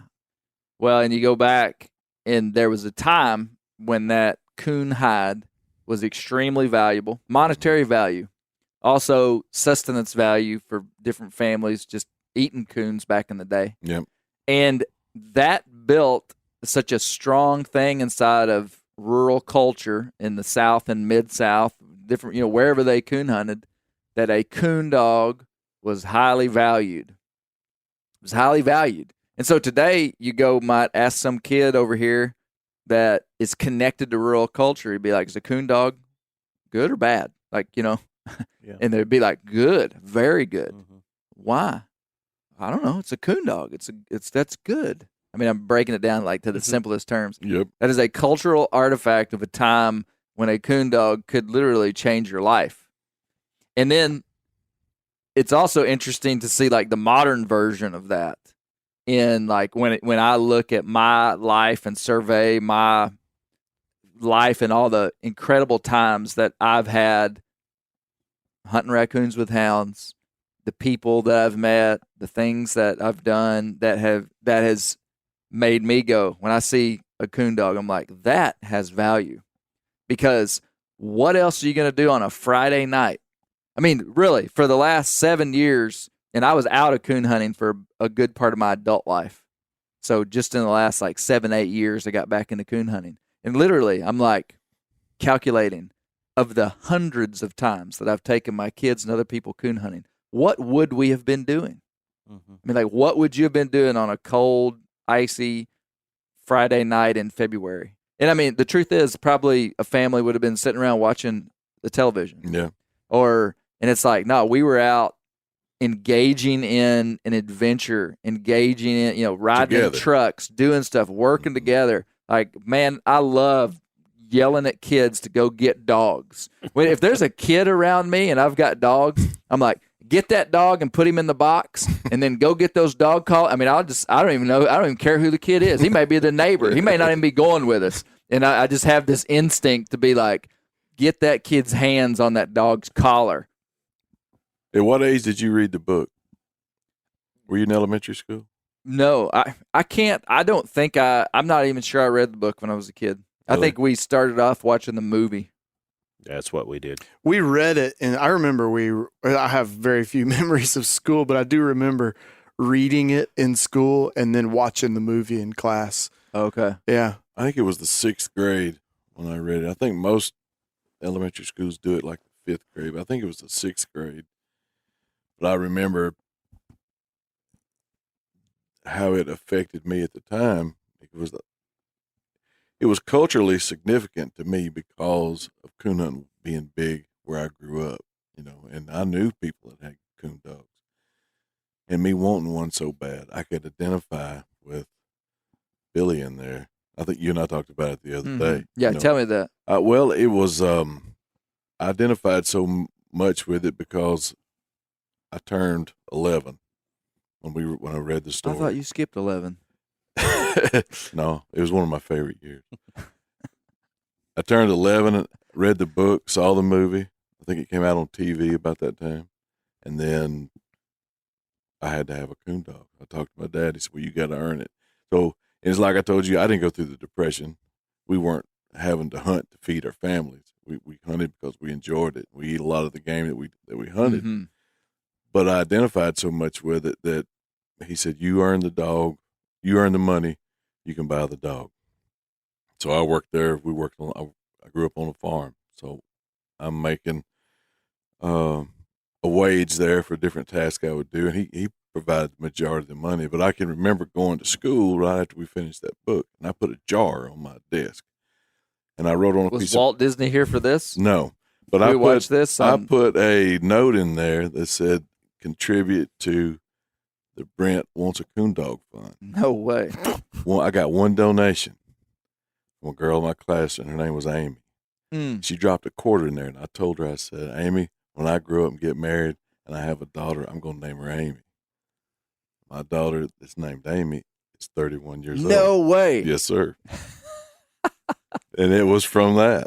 Are you at all in touch with Amy, the original saw her Amy? like 5 or 6 years ago. Wow. Does she think it's really creepy you named your daughter after her? I told her, I actually introduced her. I said, Amy was with me. I thought you were going to say, Amy. You introduced your daughter to her and said, this is your namesake? I said, this is the girl, right? I said, you remember a coon dropped out of a tree on Amy's head. Do you remember the 6th grade? And I told you that I was going to name my daughter because you gave me a quarter, and she looked at me and smiled and said, I absolutely do not. She couldn't recall it. I said, well, it's going to kill the rest of the story, but this is Amy right here. Oh, my gosh. See, I thought you were going to say, I thought you were going to be like, Amy, because you've donated to my fund, the first raccoon hide that I get, I'm going to donate it to you. I mean, I thought it was going to be something like that. I thought you were going to say 5 years ago I bumped into her and she said, my name's Mamie. I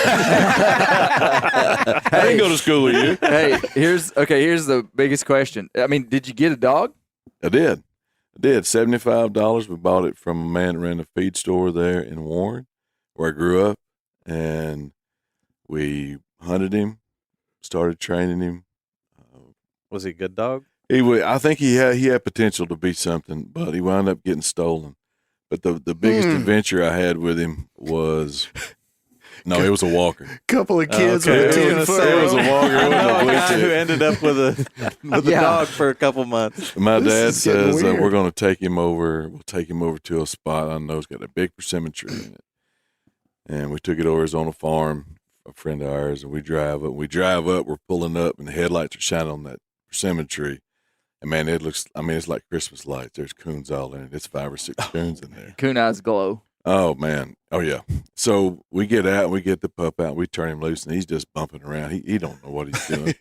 He's running around the tree and around us and back and forth. And I told my dad, I said, I'm gonna climb up there and shake some of them coons out, shake a coon out.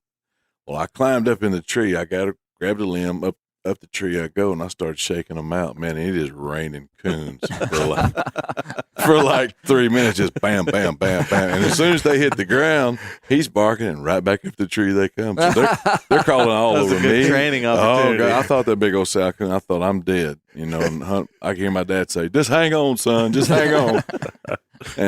But that was the most adventure we had with him. But he hunted good, and but he got out of the pen. Somebody picked him up, and I never saw him again. So, but I've had several dogs through the years, blue tick included, but by far this one that I have now has been the best. I bought my first one for $75 from working at that sawmill. Yeah, seems like the going price for coon $75 dogs. bucks. Yeah, $75. That's what we got ours for after Jeff Cunningham negotiated. That's actually probably pretty accurate because I got my dogs in '94. Y'all probably got your dogs in the '70s, early '80s. Yes, y'all are a little bit older. It'd have been than me. 1978. So coon like not good coon dog puppies had gone up by about 25%. Yeah, because that man wanted $100 for a pup. We like, negotiated for 2 for $150. I feel like they've been depreciating. Talk to me. What do you mean? Well, Billy Coleman paid $50 for 2 hounds. You know, $25 a piece. Yeah, 1930. It'd be $1,500 today. That's also fiction. Well, you know, you can buy puppies for you can do that. I'm just saying, I feel like they're going downhill. Yeah. Well, it's just the tragedy of the commons. Coon dogs have not stayed up with inflation. No, like, I wish mules and coon dogs and coon lights would like outpace. go like pace with like carrots per se, or like milk. a bag of milk. Yeah. But it does. They don't. That's because you put a gallon of milk in front of me, especially if it's chocolate. If you could have a Slick Tree Walker or a gallon of chocolate milk, what would you take? Or a gallon of chocolate milk. I'll take a chocolate milk. Yep. All day. For a I Slick did Tree offer. Walker. I don't know if they heard it. I've said it really loud a couple of times. I offered Michael $500 for his dog last night. Yeah. He didn't take it. Nope. And then I offered Brent $500 for his dog, and they didn't take it. No. I mean, I don't know. That's a lot of money where I came from. I believe Brent's response was, "For what part of my dog?" Yeah. By a partnership. Just the You can have the Are part. you interested in selling a partnership in your dog? Yes, Well, you what- can have the part that eats. No, this is okay. Let's do this. Let's do this. Remember Clay's last partnership with dogs? Oh, yeah. It didn't He turn will out leave well. you. I'm sorry, man. Wow. I need to call him. This is like figuring out you served 3 prison terms. Yeah, exactly. Maybe one day you will. Wow. And they'll be like, "Can you believe you never Wow. talked about it?" He just kind of On your Wikipedia page. Well, and but what I said was maybe he did talk about it and we just didn't know it. I mean, I don't claim to be a Wilson Rawls, like expert. So maybe he did. Sure. He just didn't in those channels. I gave him that. Well, out. that's not something you jump up and tell everybody every conversation you have. In an elementary school. It's also the kind of thing that if you are a public figure that everybody loves and you wrote this great story that's really compelling that people don't want to dwell on. They want to kind of forget. Well, and it probably just wasn't relevant. You don't think so with him being with all those kids? Well, I'm just saying it happened so what if he came into those elementary... I get what you mean. It's so long ago. That's what what if I he mean. came into the elementary schools and stole those kids' chickens? Well, think about it. Yeah. If he went to prison for 4-H, stealing a watch chicken, out. 4-H. if he went to prison for stealing a chicken, he wasn't the only one. It might have been something that was fairly common. My grandpa spent a little time in prison for stealing a chicken. I just have a feeling that if you serve 3 prison terms for that kind of stuff, there's some shady stuff going on in other places. Well, but it You happened. remember him talking about, even in the clips that I used, which I used like 4 minutes of an hour-long speech that would have been like his polished version of his life. And he said, in all those years I spent rambling around from city to city. And I was like, yeah, you're stealing stuff. Oh, my God. Old chicken thief Wilson Rawls. I mean, I'm not making it up. I mean, I'm not the messenger. I'm just the messenger. It's your fault, Billy Coleman. But I hope it came through, and I believe it did. I mean, I respect him because of the path that he eventually led his life to. So, I mean, to me, it's like a thing to be celebrated. Sure. And I think probably during that time it wasn't. I think today, because of the nature of technology and the communication. You couldn't hide something like that. Well, he came to the chicken And in so- the road and he stole it, and then he made the right turn. At the Well, fork. and the point being about like this day and age is you couldn't hide something like that. So you'd have to confront it, and you'd say, "Man, I used to live a rough life," and then but I don't that's anymore. celebrated today. So it's celebrated today that you overcame that. Back then, That's it. people didn't want to know about it. That's right. Yeah, let's not talk about you being a thief. That's okay. right. We just won't Yeah. bring that Chicken up. thief. Well, that's why Chicken we like thief Brent on and top of Dan that. because of their sordid past. Bum, bum, bum. You know, Dan and Brent have a sorted past. That's Oh, we another- can't talk about That's that. another podcast. I thought this was a safe place, guys. Mhm. I'm triggered. Do we just kind of gloss over the part where he mentions that he was working for the nuclear Yeah. The commission? Atomic Energy Oh, yeah. Agency. He was a construction worker for the nuclear commission. Yeah, Talk to me. I'm just assuming that there'd be a background check on a project like I that. doubt it back There is then. now. Not then. Really? No. Nah. Nuclear I feel like they were doing some background checking as soon as they started messing with nuclear stuff. For a guy out there We're not pouring even sure concrete Meat or Eater does something, background no, checks, they don't, or we wouldn't be here. obviously. Well, okay. Man. Oh, Woodrow Wilson Rawls. Didn't he have the coolest voice in the world, though? Yeah, he it's very did. good. Yeah. I recognized it off of the movie. Like, they didn't... Like, I think in the credits of the movie it says that he narrated it. Yeah, but I didn't know that. I didn't realize that. I didn't know that was his. That was. Well, his you didn't voice. listen either. to it and you'll immediately Yeah. pick up, like, that's Wilson Rawls. Yeah. And, yeah. But I mean, he lived through a difficult time that we didn't. We haven't had to Absolutely. live through, and you will not die of hunger when there are chickens running around that you could take. Oh, Guarantee it. certainly. Tenfold. So I I'm just love surprised. chicken. I would like a Have little a more fricassee. detail on that. Like, how do you go to prison for stealing chickens? someone had connections. He stole a chicken from someone that knew someone. Probably. Yeah. Well, I mean, it's chickens plural. It could have been two, could have Well, been 2,000. But I we mean, don't know. like Walked off today the to go house. to prison for stealing chickens, like in a one-time incident, you'd have to like steal like a chicken truck Yeah. and like They drive happen to it, have like, chickens in it. You think Like- it was a sting operation? They had an animatronic chicken. I've seen what those game wardens do with deer. Yeah, have like a chicken out in the yard Yep. bouncing up and down, Yeah. I And got then- you, sucker. and you pull in, Yep. grab it, and then the sirens come on. Yep. Yeah. In 1930. Man, I hate to bring this up. This is a big segue, but we had a massive chicken crisis at our house this week at Newcomb Farm. Oh, really? Oh, it was major. It involved my dogs. Uh-oh.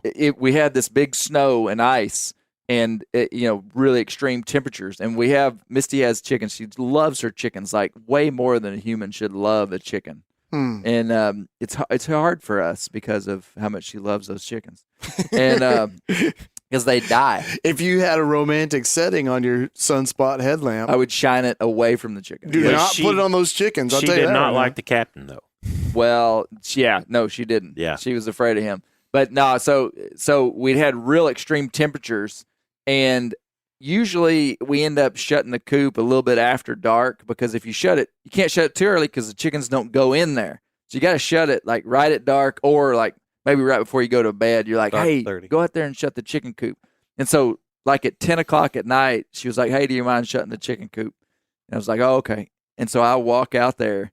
And I think we had like 15 chickens, and there were like 5 in there, Yo. and there were like feathers, just a trail Uh-oh. of feathers. And I just go, doggone it! And I walk back in, and I go, hey, something got your chickens. Oh, And no. she just was like, oh no! And so I take Tim over there, Tim the squirrel dog, and he is so tuned in to, what I want from him. I don't know what it is. I think maybe it's a coon or a fox. That's what I think it is. And I get over there and I see him put his nose on the ground and start smelling, and I start sicking him on it, Just like, get him, getting him excited. And sure enough, he takes off trailing and goes out kind of by our garden and around, and he gets on a track and is barking on the track. And I think, dadgum, he's going to trail whatever that is up. So I go get Fern, which is my plot hound, which is supposedly a dog that won't run off game, which is not true. And I take Fern over there, and I turn her out right at that chicken coop. And she doesn't strike, she doesn't bark, and I pretty much know it's not a coon at this point because if it was a coon, she would have just struck out of there. And she just kind of ambles around, but I sick her on it. Like, I'm like, come on, Fern, get it. And she hears Tim, and sure enough, she starts trailing, barking. And off they go. And I had my phone with me, and I text everybody, and I kind of just wanted Misty to feel good. Yeah. And so I'm like, we're on the track, baby. I'm like, we're after them. Tim and Fern. We'll find those 12 and chickens. they run across the road and up on a ridge and make a loop and circle back around and come over right by my neighbor's house. And I text my neighbor. I have good neighbors. Text my neighbor and I say, hey, I just turned loose my dogs on something that killed our chickens, and they're over by your house. He texts me back and he says, I'll get my AR-15 out. I'll be on the porch. I love the guy. Literally, he said that. And so the dogs run past his house, and they're trailing. And finally, the track just kind of peters out, and they're going to a place I can't get to, and they're by road. And so I call them back. Well, the next night, my neighbor also has some trail cameras set up like that send pictures to his phone. And it was a Black Panther. It was a Black Panther.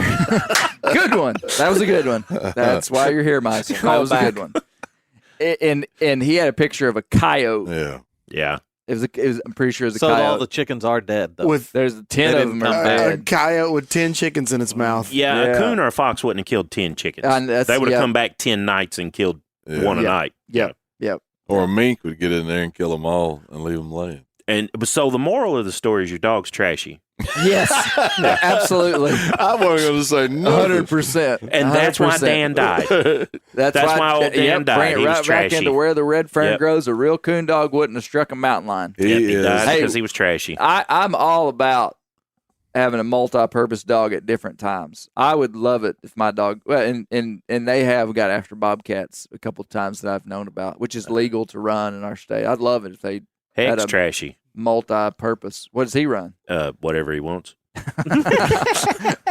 I mean, it's obvious when Whatever's it happens. there. He swaps on the very first coon tracks he crosses, but he will run something off. I mean, Did you mark that down? Do you realize this is being recorded, Michael? oh, I freely admit it. He's admitted it before. Yeah. The first time he said it, I was like, I'm gonna act like I didn't hear that. And next time, I'm gonna be ready for it and record it. But it's Now he it's said just it. fact. Yeah. He said it. Oh, man. So chickens, Wilson Rawls, coon dogs, trashy coon dogs. We've really covered it here. This has been really insightful. Speaking of Black Panthers, Meat Eater Now, we have our believer Black Panther hat out. Yeah, I'm gonna get one. I like that. Hey, man, I'm not trying to hype the market, but I'll just tell you, if you're going to get one, you better get one, because they already sold out of Bear Grease hats. Again, Really? Already? Yeah. So we ordered a big number of them the first time, and we sold out in like a week. And they were like, okay, well, let's order twice as many. They ordered twice as many of that number. Like, we're not doing this on purpose. Like, I'm like, How many do you think your mom Judy I don't has even have bought? one. Choo-choo's bought all of them. Choo-choo's bought them all. I saw Gigi the other day, and she was wearing one frontwards and backwards at the same time. No, she's bought a lot of them, but it's not support. She's scalping them. Yeah, She's Gigi's putting them selling up on for eBay. $35 on She's eBay. no dummy. Just look up. Yeah. And so, anyway, they sold out of the double amount. You know, a couple weeks ago when I started posting about those hats. In like 2 weeks. So They does sold Meat out. Eater have someone that projects sales? Well, it was just a gamble. We didn't know how much they were going to sell, but this time they're reordered, and they won't be back in for like another, I think, like 2 months. Wow. And they bought so many this time that, I mean, They'll have to give them away They're later. going to flood the market. Price is going to drop. nope, they're going I'll to sell see it out in coming. 2 Yeah. days. You better buy them quick. Clay's embarrassed to admit it, but the first time they ordered 10. This time they ordered 20. Hey, you'd be surprised at the text messages I get. I got a message from a guy the other day that is a friend of mine, and he held up his phone on an airplane and took a picture, and there was a guy like a couple seats up wearing a Bear Grease hat backwards. Really? And I said, "Did you talk to the guy?" And he was like, "No, I couldn't." You know, by the time he got out, it was kind of over. And I'm trying to think of people. all the time are sending me pictures of Bear Grease That's people, awesome. you know. But it's great. I really appreciate everybody buying the hats and wearing them and supporting what we're doing. But you better get those believer hats quick. That's all I got to say. Can anybody else hear Rick snoring but me? So we have a coon hunter over here that is asleep on the couch. I mean, dead asleep. Oh, man. Hey, this has been fantastic. Thanks, guys. Closing thoughts, Dan? Anybody? Michael? Josh? Looking forward to tonight. Yes. Yeah, we're back going out. coon hunting tonight. Yeah, again. Yeah, we're going if it's raining or not. I don't want to hear it. I mean, I'm such a I've good got it, coon my man. hunter. We're going to see so many coons. We're yeah, in. we set you up for real disappointment last night. We got to deliver tonight. Deliver the mail. All right, guys. Next time. See you later.